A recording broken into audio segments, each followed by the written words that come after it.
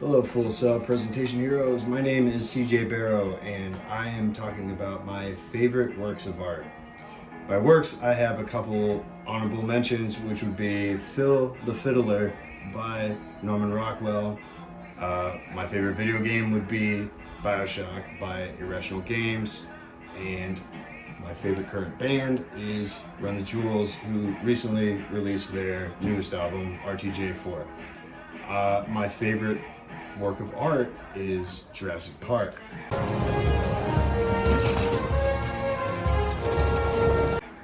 The movie was released exactly today, June 11th, 1993, 27 years ago. I would have been in first grade when this movie came out, and it was, to me, a dinosaur movie. Yeah, let's go watch velociraptors and triceratops get along. Nope.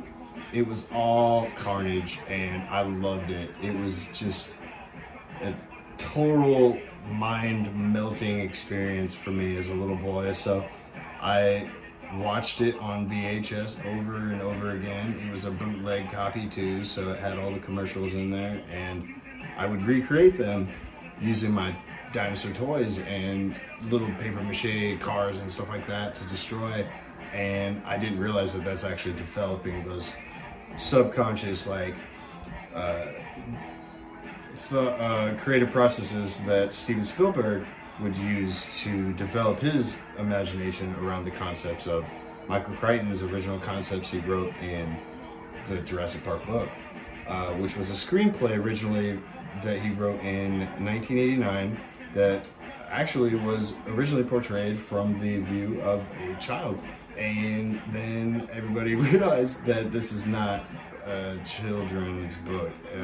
Particularly one scene was from a second grader reading about Dennis Nedry coming across the Dilophosaurus, which was the crazy one with the spitting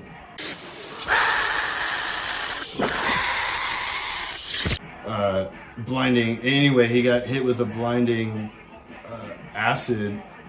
And just remember reading him holding something in his hands and not realizing that it was his intestines that had been ripped out. And then the last thing that he feels is the teeth of the Dilophosaurus in the side of his head. And then the chapter just cuts out. But that was just one of the many gruesome scenes that the movie surprisingly did not actually decide to keep in there. And still it was just as terrifying.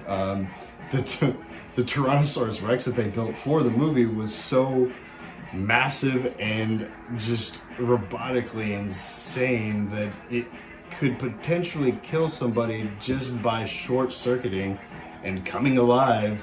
If somebody tried to climb into it, the mechanics would actually crush the person inside. So there was a lot of different issues with this contraption that they made, which is still a technological marvel for sure. I think it was even probably the most expensive thing in the movie.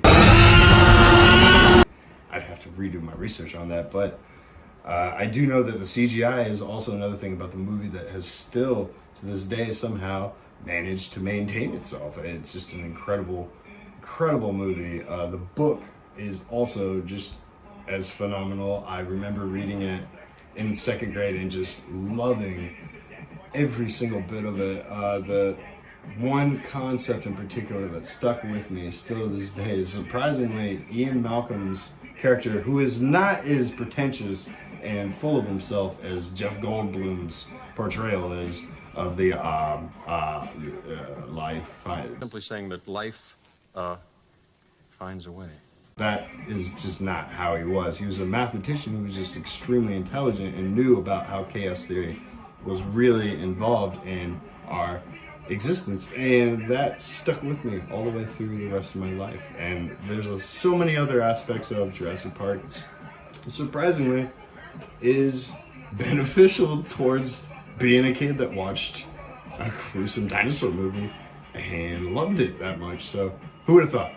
Anyways, this has been my presentation on my favorite work of art, and I am hoping to see everyone else's work of art. I'll be on Full Sail Online very soon.